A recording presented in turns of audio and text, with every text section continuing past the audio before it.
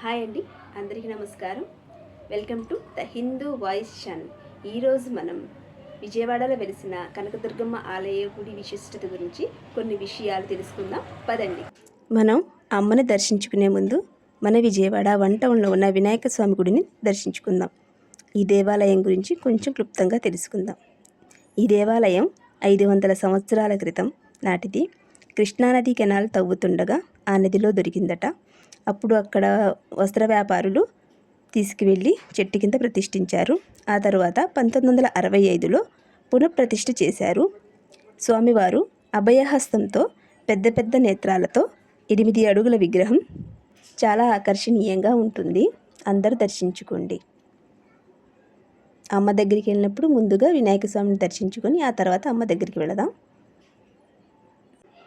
ఇప్పుడు మనం విజయవాడ కనకదుర్గమ్మ గురించి క్లుప్తంగా తెలుసుకుందాం. కనకదుర్గ గుడి ఒక ప్రసిద్ధమైన దేవస్థానం. ఇది విజయవాడ నగరంలో కృష్ణానది ఒడ్డున ఇంద్రకీలాద్రి పర్వతం మీద ఉంది. ఇది ఆంధ్రప్రదేశ్ రాష్ట్రంలోనే 2వ అతిపెద్ద దేవాలయం. హిందూ పురాణాలలో అమ్మవారి గురించి ప్రస్తావన ఉంది. ఆలయంలో అమ్మవారి విగ్రహం సుమారు 4 అడుగుల ఎత్తు ఉంటుంది. బిరిమిట్లు గొలిపే ఆభరణాలు పూలతో అలంకరించబడి ఉంటుంది. మూర్తికి 8 చేతులున్నాయి. ఒక్కో చేతిలో ఒక్కో ఆయుధం ఉంటుంది. త్రిశూలంతో మహిషాసురుని గుండెల్లో పొడుస్తున్న భంగిమలో అమ్మవారు ఉంటారు.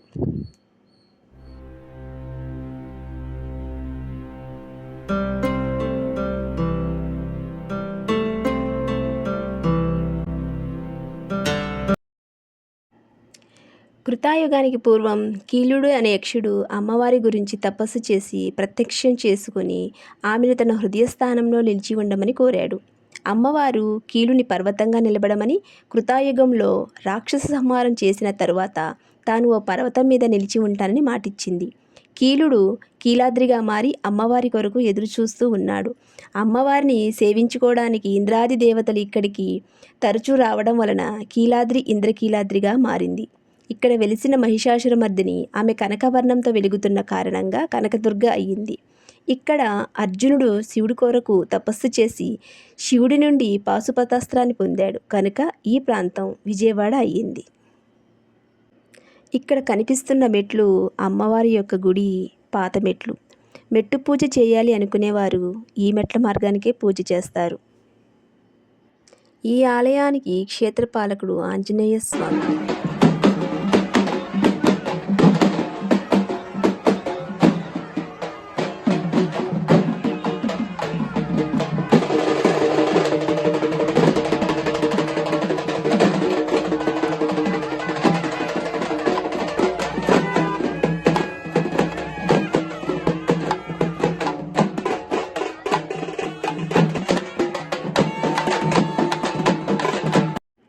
ఇక్కడ దుర్గాదేవి స్వయంభూగా వెలిసిందని క్షేత్రపురాణంలో చెప్పబడింది. ఆదిశంకరాచార్యుల వారు తమ పర్యటనలో ఈ అమ్మవారిని దర్శించి ఇక్కడ శ్రీచక్ర ప్రతిష్ఠ చేశారని ప్రతీతి. ప్రతి సంవత్సరం కొన్ని లక్షల మంది దేవాలయానికి వచ్చి దర్శనం చేసుకుంటారు. కృష్ణానదీ తీరంలో విజయవాడలోని ఇంద్రకీలాద్రి పర్వతంపై వెలిసియున్న కనకదుర్గామాత స్వయంభువు. ఈ ఆలయంలో శ్రీచక్రం ఉంది. ఈ చక్రానికి అగస్త్యుల వారు తమ తపఫలాన్ని ధారపోశారని చెబుతారు.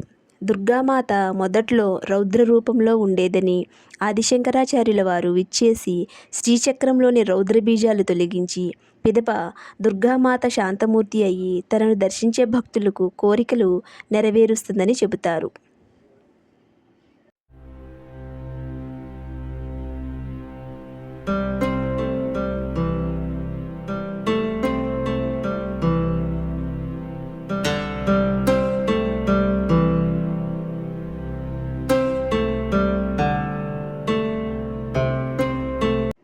ఇదిగోండి కనిపిస్తున్నదే అమ్మవారి గుడి.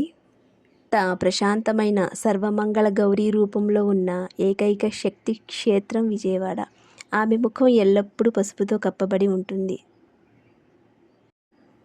ఆలయం లోపల మరోవైపు సుబ్రహ్మణ్యేశ్వర స్వామి గుడి ఉన్నది. అక్కడ కూడా అందరూ వెళ్ళి దర్శించుకోవాలి. అమ్మవారితో పాటు సుబ్రహ్మణ్యేశ్వర స్వామిని దర్శించుకోవాలి. తర్వాత లోపల శివాలయం ఉంది. శివాలయం దగ్గర కూడా వెళ్ళి దర్శనం చేసుకొని రావాలి. మేమైతే దర్శనం చేసుకొని బయటికి వచ్చాము. ఇదిగోండి బయటికి వెళ్ళే మార్గం ఇది.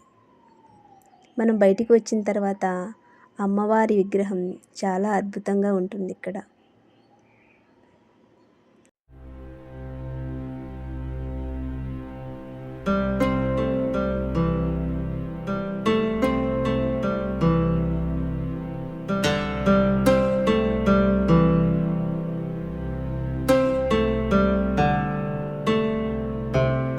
కనకదుర్గాదేవి కృపను మన మాటల్లో చెప్పలేము, దాన్ని స్వయంగా అనుభవించాలి. తన సొంత కొడుకు గణేశుణ్ణి ఆశీర్వదించినట్లుగానే అమ్మ మనందరినీ కూడా ఆశీర్వదించాలని కోరుకుంటున్నాను. ఈ నా వీడియో మీకు నచ్చిందని అనుకుంటున్నాను.